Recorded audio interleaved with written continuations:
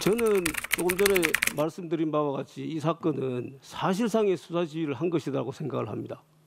그리고 그 수사 지휘는 법률에 규정된 방법이 아닌 불법적인 방법을 했습니다. 저는 이 장관 이 사태에 대해서 책임을 지고 사퇴를 해야 된다고 생각을 합니다.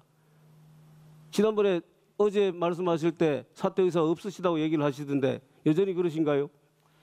개별 사건의 항소 여부에 관련해 갖고 그 문제 때문에 더군다나 이게 정치적 어떤 그런 사건이라고 좀 규정된 사건 아니겠습니까? 그래 갖고서 제가 사퇴한다는 것은 오히려 그게 무책임하다고 생각합니다. 지금 사퇴할 생각이 없으시다는 많은 얘기네요. 상황에서 제가 사퇴하는 알겠습니다. 그렇게 알겠습니다.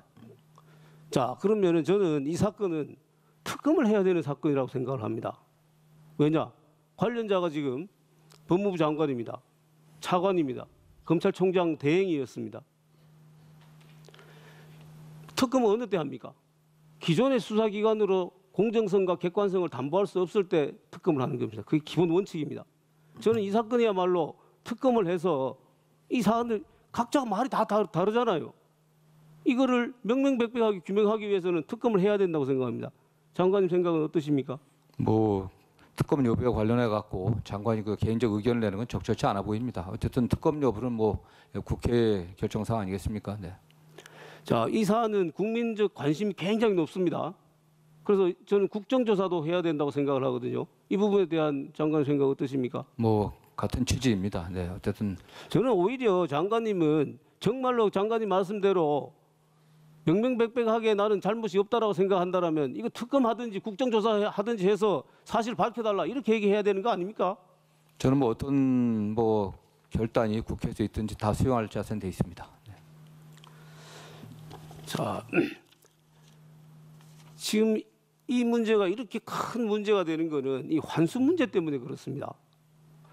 자, 장관님께서는 이 민사소송으로도 환수할 수 있다. 그래서 이게 큰 문제가 아니라는 식으로 얘기를 해요. 저는 이게 굉장히 잘못된 인식을 하고 계신 것 같아요. 형사상 추징을 하는 것이 가장 효과적이고 강력한 방법이잖아요. 범죄 수익을 환수하는데.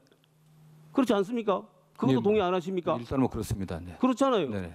자, 그런데 형사상으로 추징할 수 있는 그 기회를 날려버린 겁니다. 항소 포기를 함으로써. 그런데 그게 민사소송의 기회가 남아있다고 해서 그게 정당화될 수 있습니까? 그건 1심 판결이 항소심에서 전면적으로 추징 관련한 부분이 번복돼야만 가능한 사항입니다. 번복될 가능성이 없습니까? 저는 그렇게 높지는 않다고 보고 있습니다. 높지 않다고 하더라도 가능성이 자, 그건 아무도 장담할 수 없는 것입니다. 법률 전문가인 검사들이 이거는 추징 가능하다고 해서 그 금액을 추징 구형을 했어요. 그럼 1심 판단에 법원 판단은 달리 했어요. 2심에는 달리 할 수 있지 않습니까? 1, 2, 3심 다른 경우도 많잖아요. 그 기회가 남아 있는 겁니다.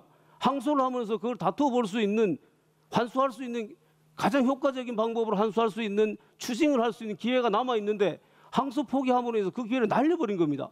그러면 검찰이든 법무부 장관이든 국민들께 그 부분에 대해서는 잘못됐다고 사죄를 해야 되는 거 아닙니까?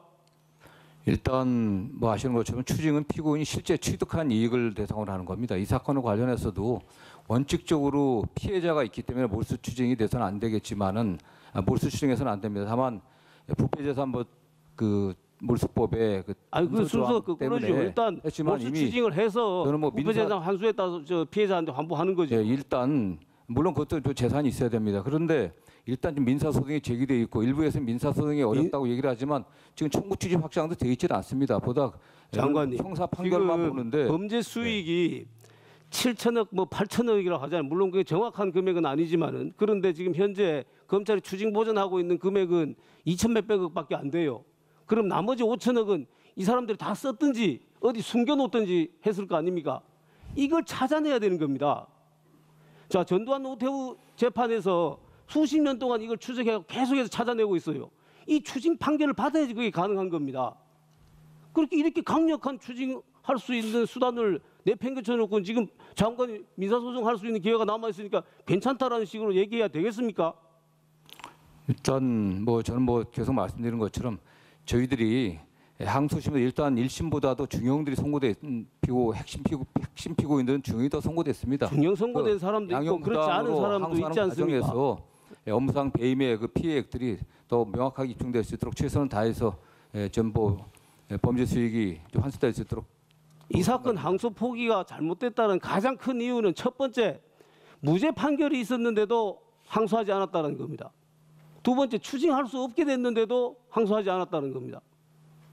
중요 무죄 범죄 판결이 사실에 대해서는 있는 유죄가 경우에 인정된 겁니다. 네. 저는 검사를 하면서 무죄 판결이 있는 경우에 항소 안 해본 경우는 거의 없습니다. 뭐 물론 최근에는 사례가 그것이- 상당히 많이 있습니다. 네. 물론 그것이 무죄 판결로 인해 가지고 명백한 무죄 판결인데 계속해서 검찰이 항소를 하면은 국민들이 피해를 당하시는 그런 부분 때문에 항소를 자제하라는 그런 취지는 이해를 해요. 그렇지만은 검찰이 기소를 할 때는 다 법률적인 판단을 해서 기소를 하는 겁니다. 그래서 최소한 항소심까지는 통상 판결을 받아봅니다. 그래서 대법원 판결까지는 안 가는 경우는 많지만은 항소심 판결까지도 아예 포기해버린 경우는 거의 없어요. 그리고 이 사건은 엄청난 중대한 사건이지 않습니까?